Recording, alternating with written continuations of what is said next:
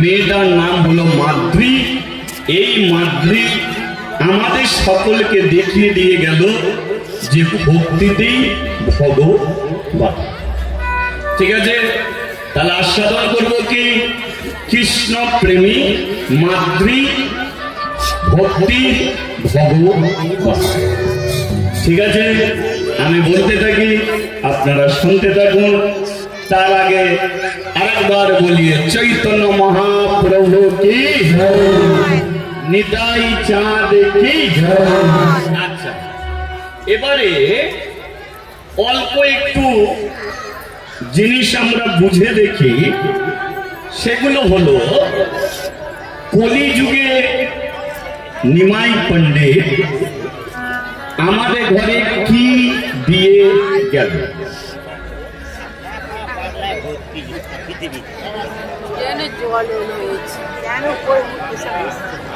রোগো ভাই রোগো, জুতো পরে হরিবাসর দিয়ে চলে যাচ্ছে, এগুলো দেখো।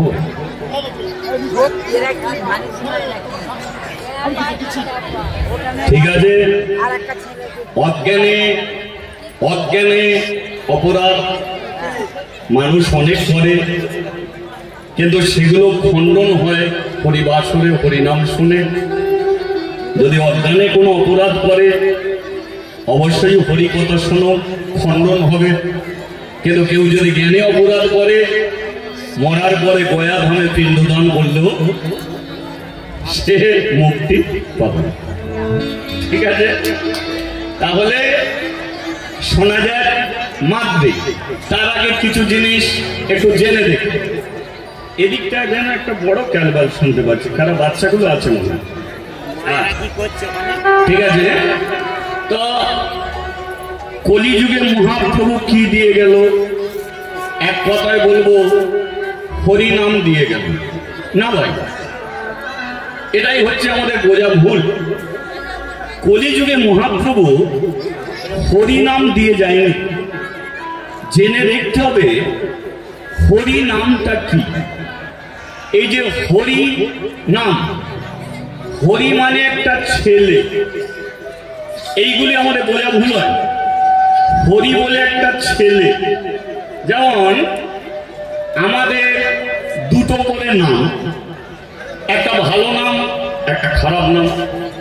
আমার নাম যেমন বিশ্বজিৎ খাঁড়া, এটা সবাই জানে, কিন্তু খারাপ নাম হচ্ছে বিশু, এটা একমাত্র গ্রামের মানুষ জানে। কি আমার নাম যে খারাপ বিশু, এটা গ্রামের মানুষ জানে। তো এবার ওই যে হরি, আপনাদের মতো একটা ছেলে। এবার আমাদের যেমন দুটো করে নাম, তার হলো 108টা নাম। কি বললাম? 108টা। ওই হরির নাম হলো হরি, কৃষ্ণ, মুরারি, মুকুন্দ, বংশীধারী, গিরিধারী, এইভাবে করে তার 108টা নাম হলো। এবার বলছে হরি নাম, তার মানে ওই 108টা নামের ছেলেটাকে নেমে আসতে বলছে যে হরি নাম, হরি নাম। আমরা তোকে নামাবার জন্যে প্যান্ডেল বেরিয়েছি, মাইক এনেছি, অধিবাস করেছি, সকাল থেকে খোল করতাল বাজিয়ে নাম করছি, তুই নাম। তোকে দেখার জন্য এত মানুষ এসেছে, হরি নাম। এবার মহাপ্রভু বলছে যে হরিকে তোরা নামাতে চাস? হ্যাঁ, নামাতে যাই, তারই জন্য তো এত কিছু করেছি। শোন, তাকে নামাতে গেলে তোরা হরিবাসরে যতজন থাকবি সবাইকে একটা মন্ত্র তোদের বলতে হবে। আমরা বললাম সে মন্ত্রটা কি? আমরা বলবো। মহাপ্রভু বলল সে মন্ত্রটা হলো হরে কৃষ্ণ কৃষ্ণ কৃষ্ণ হরে হরে, হরে রাম পরেরটা কি মা? রাম রাম হরে হরে। এটা হচ্ছে এই মন্ত্রটা তোরা বলবি। আমরা বললাম এটা মন্ত্র, মহাপ্রভু বলল না, এটা মহামন্ত্র। তাহলে কি বোঝা গেল? মন্ত্র আলাদা, মহামন্ত্র আল্লাহ। এবার মন্ত্র কি, মহামন্ত্র কি? মহাপ্রভু বলল শোন, কালী মন্ত্র। কালী মন্ত্র বললে কালী আসবে, দুর্গা মন্ত্রে দুর্গা আসবে, শিব মন্ত্রে শিব আসবে, মনসা মন্ত্রে মনসা আসবে। কিন্তু কলির মানুষ যদি হরে কৃষ্ণ মহামন্ত্র নাম করে, এই নামের দ্বারাতেই কালী দুর্গা লক্ষ্মী সরস্বতী সবাই হরিবাসরে নেমে আসবে। তাহলে এবার বলুন, এই হরিবাসরে হরিও নামবে, আবার কালী দুর্গা লক্ষ্মী সরস্বতী সবাই নামবে। তাহলে আমরা কি করলে নামবে? মন্ত্র বলতে হবে না মহামন্ত্র হরে কৃষ্ণ নাম করতে হবে? কোনটা করা উচিত? তাহলে মহামন্ত্র নাম করা উচিত। আর একটা কথা বলে দিচ্ছি, ব্রাহ্মণরা যে মন্ত্র উচ্চারণ করে, এই মন্ত্র কি কোনদিন শুনেছেন যে বাংলা ভাষায় হচ্ছে? হয় কি? প্রতিটা মন্ত্র কিসের মন্ত্র? সংস্কৃত। সংস্কৃত ভাষায় মন্ত্র হয়। আর এই সংস্কৃত ভাষায় এই মন্ত্র হয় বলি তাই চোখের সামনে যেগুলো দেখেন সেগুলো সব ভুল হয়ে যায়। যদি বলে ভুলটা কি, এবার বলুন। আপনি বাড়ি কোন যদি ব্রাহ্মণ থাকে, আমি কাউকে ছোট করছি না, ব্রাহ্মণ আছে আমি ছোট করছি না, শুধু ব্রাহ্মণরা যেটা করে আমি সেটা বলে দিচ্ছি। কালী পুজোয় ব্রাহ্মণরা ফর্দ লিখতে আসে, ফর্দ। চোখের সামনে যেগুলো ভুল প্রমাণ দেখো। কালী পুজোয় ফর্দ লেখে 5টা শাড়ি লাগবে। তুমি যদি বলো শাড়িকে পরে, কেন মা কালী শাড়ি পরে? আচ্ছা সত্যি বলো তো ভাই, মা কালীকে শাড়ি করতে দেখেছ কি? কালী তো উলঙ্গ কালী, কি মা তো শাড়ি পরে না, তাহলে শাড়ি লাগবে। দিয়ে দিলে ধুতি বলতে, ধুতি লাগবে 5টা, ধুতিকে পরে। শিব পরে ধুতি, কিন্তু দেখো তো শিবকে কোনোদিন ধুতি পরতে? শিব তো বাচ্চাল পরে। বাপের জন্মে শুনেছ শিয়াল গামছা পরে, কিন্তু গামছাও তো লাগে। তাহলে চোখের সামনে দেখি যেগুলো, সেগুলো ভুল হয়ে যায়। সেই জন্য মহাপ্রভু কলির মানুষের জন্য একটা বাংলা ভাষায় মন্ত্র দিয়ে গেলেন। সে মন্ত্রটা কি? এই হরে কৃষ্ণ কৃষ্ণ কৃষ্ণ হরে হরে, হরে রাম রাম রাম হরে হরে। এটা বাংলা ভাষায় কেন দিল? কারণ মাও বলতে পারবে, আবার মায়ের কোলে ছেলেও বসে বসে বলতে পারবে। সেই কারণে বাংলা ভাষায় মন্ত্র দিয়েছে। সেই জন্য হরিবাসরে বুড়ো থাকে, বাচ্চাও থাকে। বুড়ো তালি দিয়ে বলতে পারবে, আবার বাচ্চাও তালি দিয়ে বলবে। কি অ্যান্ড্রয়েড ফোন হাতে বসে আছে, রাগ এখন রাগ, যেটা পারবি সেটা কর। চলো, তাই সবাইকে আনার জন্য হরি নাম। তাহলে হরিকে আনার জন্য কি করতে হবে? এই মহামন্ত্র নাম। এবার বলুন, এই মহামন্ত্র নাম কি করা যাবে? যাবে কি? আরে যারা যারা করবেন না হাত তুলুন।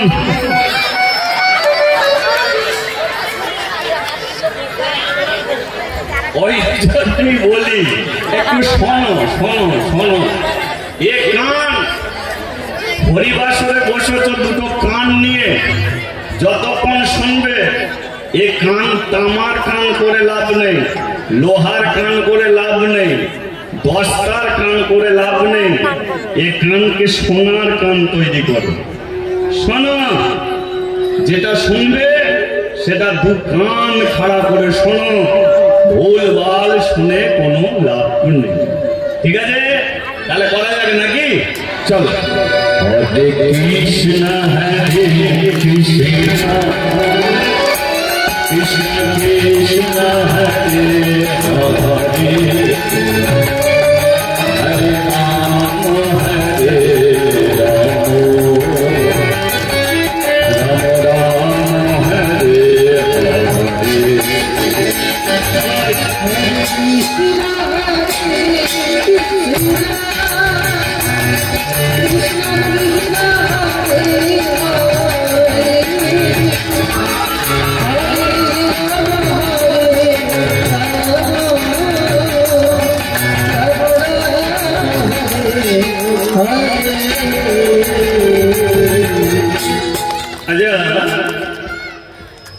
এটা যদি তালি দিয়ে করেন লাভ রিভাবটা কমিয়ে দেবেন এক জায়গায়। এটা তালি দিয়ে যদি করেন লাভটা কি বলে দিচ্ছি, আলো জ্বলছে এক তারে কিন্তু আলো জ্বলে না, জ্বলে কি? তাহলে দুটো তার এসে জয়েন হয়েছে, তাহলে দুটো তার এসে জয়েন হয়েছে, দেখো আলো জ্বলছে।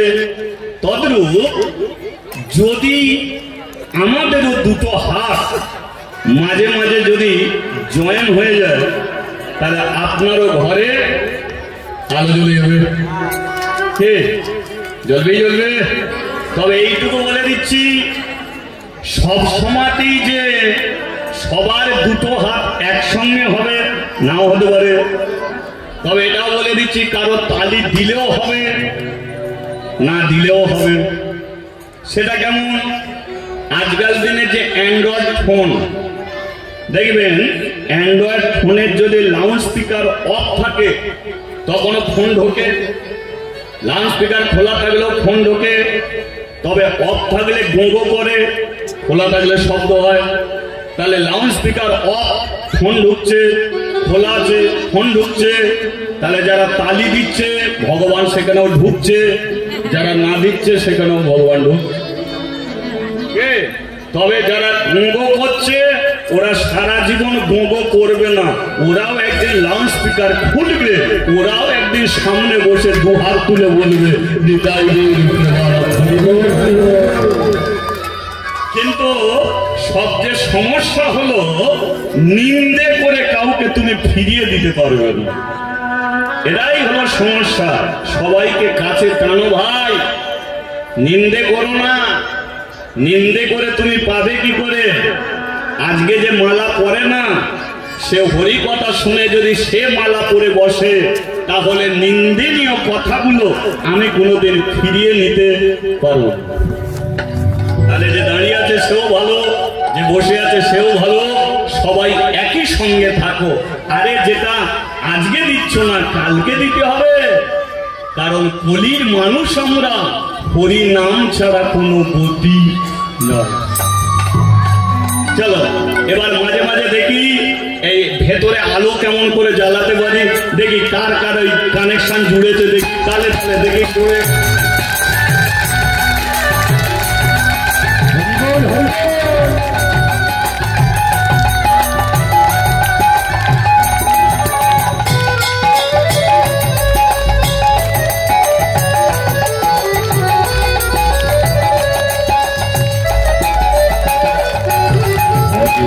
Krishna Hare Krishna Krishna Hare Hare Hare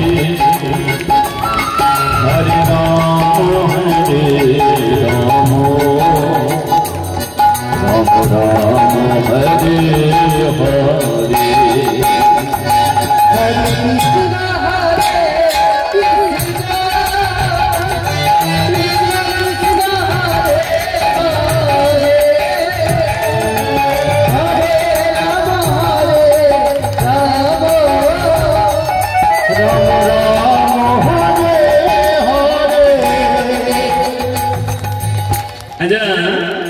Mahaprabhu যখন হরিনাম করতেন হাত তার কোন দিকে থাকতো?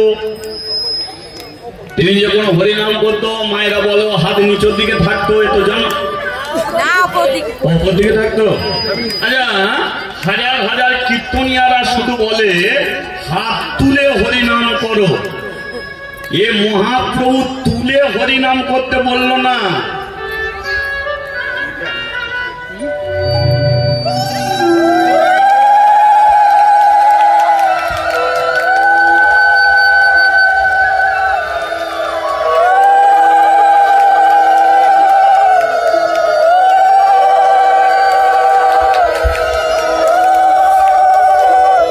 একটু বুঝে দেখো, এই যে আমরা হাত তুলে হরিনাম করি। হাত তুলে হরিনাম করতে বললো না। এই যে তুলে শব্দটা কি আগে বুঝতে হবে। আমরা অনেক সময় হিন্দি কথা ব্যবহার করে থাকি, যেটা আমরা বলে থাকি এই টাকাটা তুলে ভাই, বলি না এই টাকাটা লে ভাই তুলে, এই মিষ্টিটা লে ভাই তুলে বাড়িতে নিয়ে যা, বলে না লে ভাই লে তুলে। তার মানে কি বলছে? তুলে মানে কাউকে দিচ্ছে, তুলে ভাই লে ভাই লে কাউকে দিচ্ছে। তাহলে মহাপ্রভু বলছে হাত তুলে, তাহলে সে কি বলছে হাত তুলতে? তাহলে সেও বলছে যে ওরে যে তোদের মানুষ করেছে এ হাত দুটো তাকে তুলে দিয়ে দে, তাকে বলে রে হে ভগবান এ হাত তুলে, হে ভগবান এ বডি তুলে, হে ভগবান এ পা তুলে, এ শরীরটা তুলে ভাই, লে ভাই তুলে, এ লালাজি এ কৃষ্ণজি এ তুলে ভাই। তুই যদি নিস তাহলে আবার মানুষ হবো, আবার ছেড়া চড়ে বসবো, আবার দু হাত তুলে বলতে পারো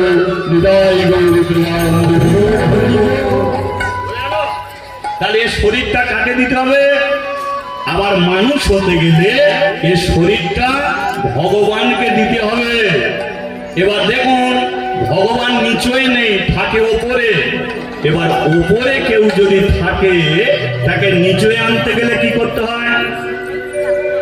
ধরুন ওপরে আপনার ছেলে আছে, খেলতে খেলতে দোতলার ছাদে উঠেছে, তা তুমি তো নিচে দাঁড়িয়ে আছো। দোতলার ছেলেটাকে তাড়াতাড়ি নামাতে গেলে কি করতে হবে? ডাকতে হবে আয় আয় আয় খোটা নেমায় নেমায় নেমায় খোটা নেমায়। তোকে লজেন দিচ্ছি না, বিস্কুট দিচ্ছি না, সন্দেশ দিচ্ছি না। তাহলে ঠাকুর ঘরে তুমি লজেন সন্দেশ দিচ্ছ, বাতাসা দিচ্ছ, মিষ্টি দিচ্ছ কেন? যেমন কোলের ছেলেটাকে নামাতে চাইছো, তদ্রুপ ঠাকুর ঘরে এত কিছু দিচ্ছ যাতে ভগবান তোমার ঠাকুর ঘরে নেমে আসে। এই কারণেই এত কিছু দিতে হয়। কিন্তু দিয়ে ঠাকুর ঘরে ঘুমিয়ে পড়লে হবে না।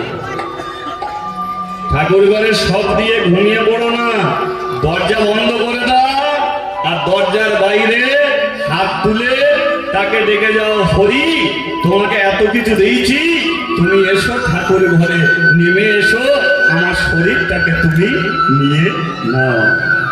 এবারে যে যে ভগবানকে এই শরীরটা দিতে চায় তারা হাত তোলো, বাকি সব বাদ রাখো। কারা দিতে সবাই দিয়ে দেবে, পেছে থেকে কি হবে? দিয়ে দেয় ভালো। চলো ওপরে হাত তুলে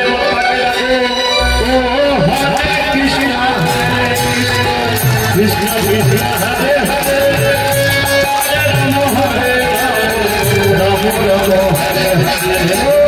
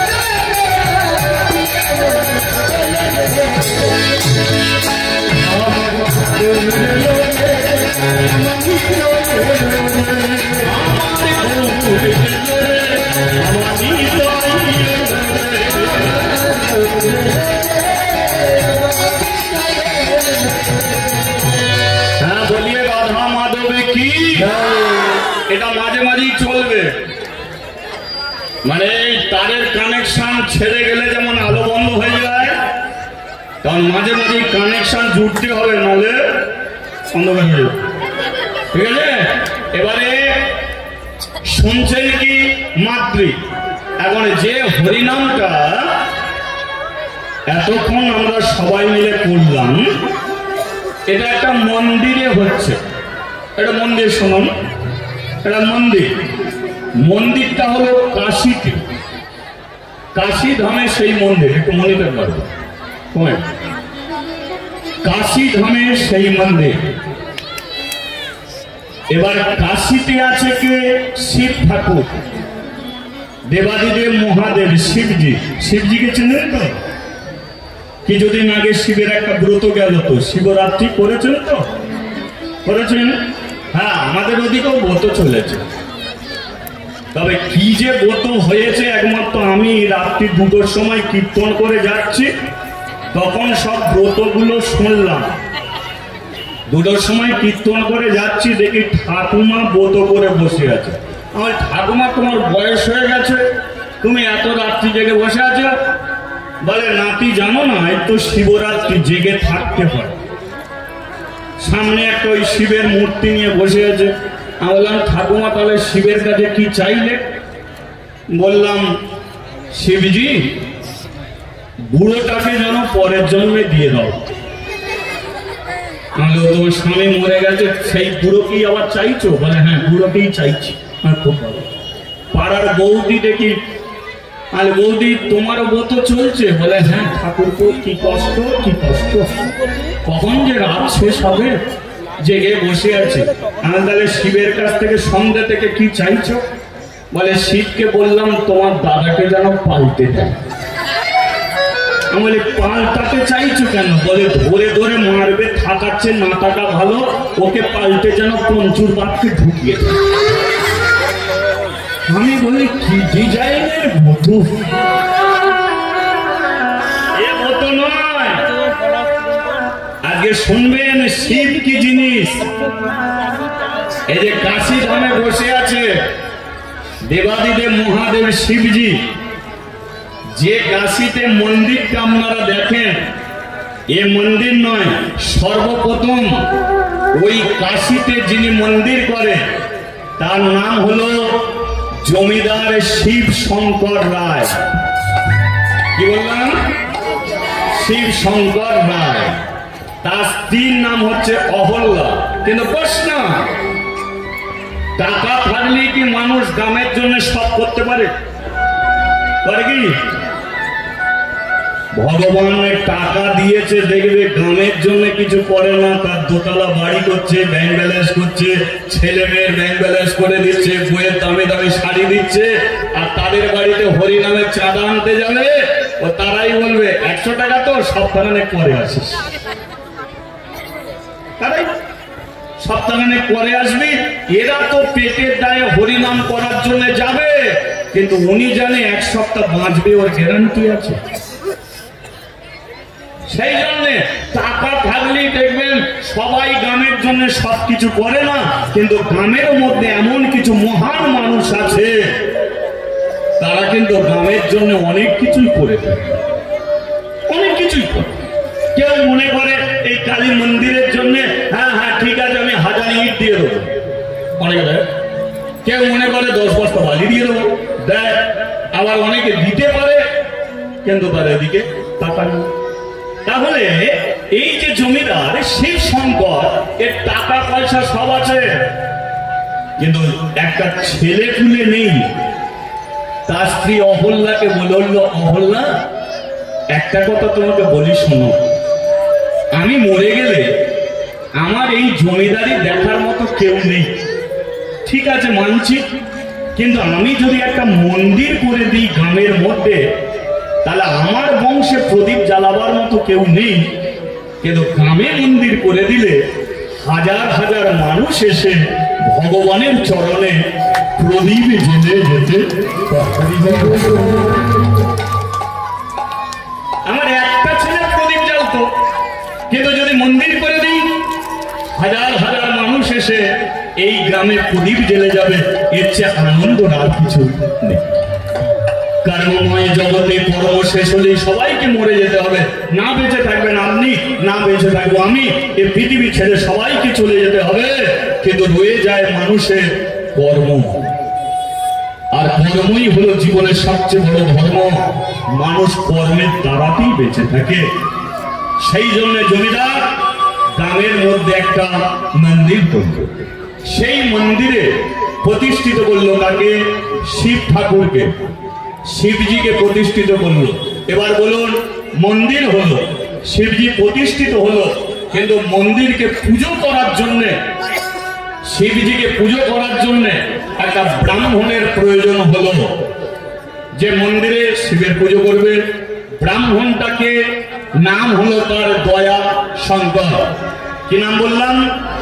দয়া শঙ্কর।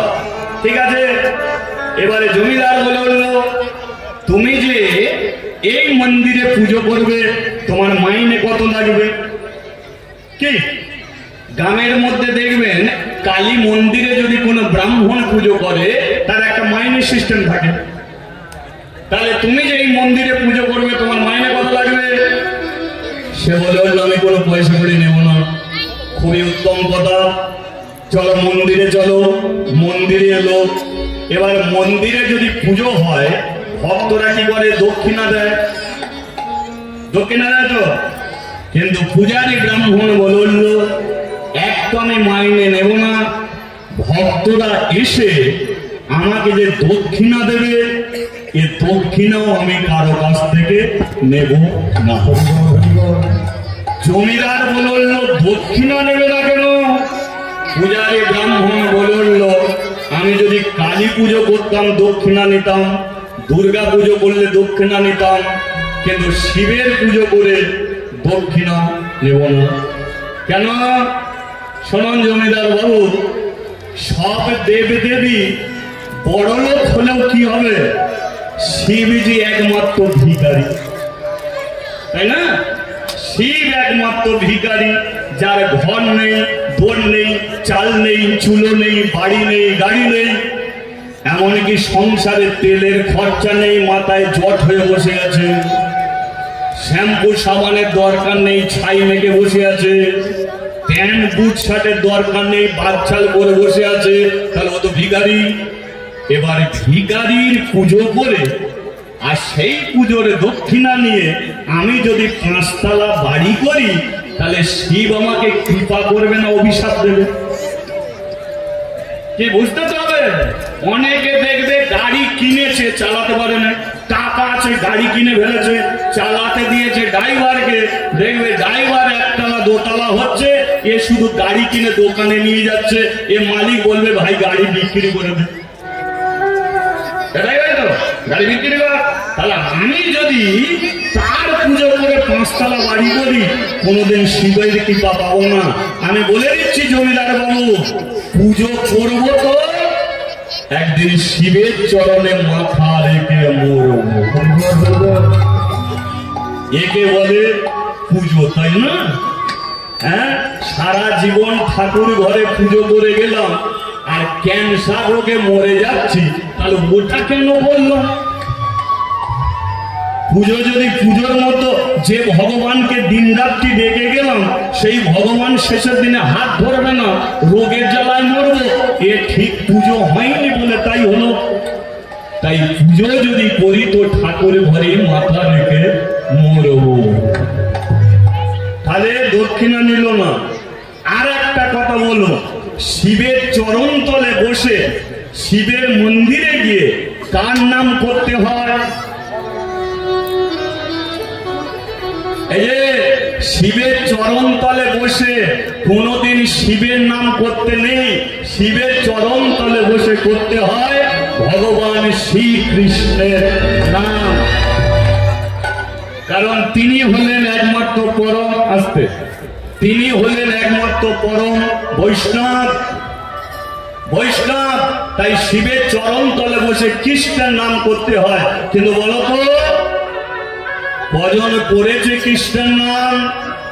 শিবরাত্রি তো গেল, আপনাদের ওদিকে কি হয়েছে জানি না, আমাদের ওদিকে দেখেছি ছেলেরা বাঁকে করে জল নিয়ে যাচ্ছে, 10 কিলোমিটার হেঁটে হেঁটে পা দিয়ে রক্ত ঝরছে। এরা কি কষ্ট করে শিবের মাথায় জল দিতে যাচ্ছে, কিন্তু দেখেছি ওদের এক হাতে বাঁক আছে, অন্য হাতে বিড়ি আছে। ওরাই স্লোপ তুলে যাচ্ছে, বড় বড় উঠছে, বাবার মাথা ঘুরছে, বড় বড় বাম্পার, বাবার মাথায় টেম্পার। কার নামে বলছে? শিবের নামে। সবচেয়ে ভারতবর্ষের মাটিতে অপমানিত পুজো হয় একমাত্র শিবের পুজো। মেরা ভাই, যারা 20 কিলোমিটার দূরে বাঁকে জল নিয়ে যাচ্ছ শিবের মাথায় দেবে বলে, ওদের ঘরে কোনোদিন জিজ্ঞাসা করে দেখবে যে কোনোদিন সকালবেলা বাপ মার জন্য 2 বালতি জল তুলেছিস চান করার জন্য? তুলেছিস ভাই? ওটা তোল না। আজকে বছরে একবার শিবরাত্রির ব্রত আসতে তোরা জল দিতে যাচ্ছিস, আর সারা জীবন তোর বুড়ো বাবা মা শিবজির মতো বসে আছে একটু চান করার জন্য। কতবার পড়ে গেল চান করতে গিয়ে, কোমর ভাঙলো, হাঁটু ভাঙলো, ওই মনে হয় না তো বাপ মাকে আর ঘাটে নামতে দেবো না, এবার বাপ মার জন্য জল তুলে দেবো, বাপ মা স্নান করবো। আরে ওটা যদি তোর ভগবান হয়, তাহলে যে তোকে পৃথিবীর আলো দেখিয়েছে ওকে, যে তোকে 32টা নারী ছিল জন্ম দিয়েছে ওটাকে, যেমন সারা বছরে সকলের পুজো করবি, কেন ইচ্ছা হয় না যে সারা বছরের মধ্যে অন্তত একবার 2বার হলেও বাপ মাকে চেয়ারে বসিয়ে একটু ফুলের মালা দিয়ে বলবো, বাবা গো, মা গো, আশীর্বাদ করো, আমার যেন কৃষ্ণ পদে মতি হয়, আমি যেন সত্যের পথে জীবন কাটিয়ে দিতে পারি। কেন মনে হয় না? কারণ আমরা ওর মধ্যে ভগবান খুঁজে দেখতে পাই, কিন্তু নিজের রক্ত মাংসের কাছ থেকে আমরা ভগবান খুঁজে পাই না। দুর্গা মণ্ডপে ঠাকুর ঢুকবে, সত্যি ঘটনা, দুর্গা মণ্ডপে ঠাকুর ঢুকবে, ছেলেটা না গেলে দুর্গা মণ্ডপে ঠাকুর আসবে না। ছেলে ঠাকুর আনতে যাচ্ছে, মা বাথরুমে পড়ে গিয়ে কোমর থেকে পা ছেড়ে গেছে। মা বলল, তুই ঠাকুর পরে আনবি, আগে আমাকে ডাক্তার দেখা, প্রচন্ড যন্ত্রণা। ছেলে বলছে, একটু সহ্য করো না, যাবো আর আসবো। মা যন্ত্রণায় ছটফট করছে, আর ছেলে দুর্গা ঠাকুরকে টলিতে তুলে বাঁশ দিয়ে শুধু গাছ সরাচ্ছে। কেন? মায়ের যদি চুল ছিঁড়ে যায়, মায়ের যদি মুকুট ভেঙে যায়, মায়ের যদি হাত ভেঙে যায়। দুর্গা মণ্ডপে ঠাকুর ঢুকলো, আর বুড়ি মা যন্ত্রণায় মরে গেছে। এমন যন্ত্রণা সহ্য করতে না পেরে মরে গেছে। ছেলে এসে দেখলো মরে গেছে। এক মাকে ঘরে ঢোকালো, এক মাকে বিজয় দিয়ে ছেড়ে দিল। ওর জীবনে কোনটি আগে ছিল বলতো? মায়ের চুল ছেড়ে যাবে, তোর এত কষ্ট হচ্ছে, তাহলে মায়ের নিজের মায়ের কোমর ভেঙে গেল, তাকে বললি একটু ধৈর্য ধরো, আমি যাবো আর আসবো। কোনটা আগে ছিল? সব পুজোই করো, কোনো পুজোতে বাধা নেই, কোনো পুজোতে নিষেধ নেই, কিন্তু জোড়হাত করে বলবো, নিজের বাপ মাকে ছেড়ে দিয়ে কোনোদিন কোনো ভগবানের তুমি দেখা পেতে পারবে? ওটাকে ধরে রাখো, ওটাকে নিয়ে সঙ্গে চলো। বলিয়ে রাধা মাধব কি। তাহলে শিবের মন্দির, পূজারী ব্রাহ্মণ বলে দিল, মন্দিরে যতক্ষণ থাকবে কৃষ্ণের নাম করবে। এবার ভক্তরা আসতে শুরু করেছে, মন্দিরের চাতাল পূর্ণ হয়েছে। এবার ভক্তরা কি করছে? বসে বসে কৃষ্ণের নাম করছে। আপনারা করবেন, একটু করবেন শিবের মন্দিরে কৃষ্ণের নাম করা যাবে তো? চলো, কৃষ্ণ কৃষ্ণ বলে, কৃষ্ণ কৃষ্ণ বলে, মুখে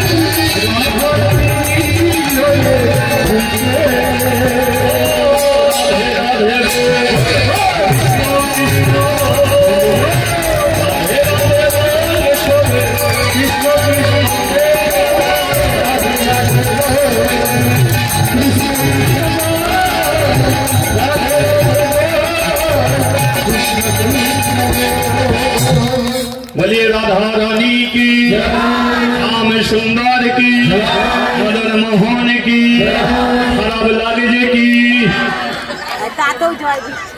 না না আমি বলছি এই যে এতক্ষণ যে শিবের মন্দিরে বসে তোমরা যে কৃষ্ণের নাম করলে তোমাদের খারাপ লাগলো কি? ভালো লেগেছে তো? আগামীকাল মন্দিরে আসবে তো? আসবে? হ্যাঁ দেখেছো জমিদার কিছু পারুক না পারুক গ্রামে একটা মন্দির করে উপকার করে সব একটা আমরা হরিনাম করার জন্য একটা জায়গা পেয়ে গেলাম। এটা বড় সুন্দর একটা জায়গা। তাহলে হ্যাঁ তবে আর একটা কথা বলে দিচ্ছি শোনো, মন্দির থেকে যাবে বাড়িতে যতক্ষণ হরিনাম করলে এই হরিনামের কথাটা চিন্তা করতে করতে বাড়ি যাবে, ঠিক আছে? আর নালে মন্দির থেকে চলে এলে রাস্তায় গল্প শুরু করে দিলে পরচর্চা পরনিন্দা, ওদের বউটা কি ধরনের।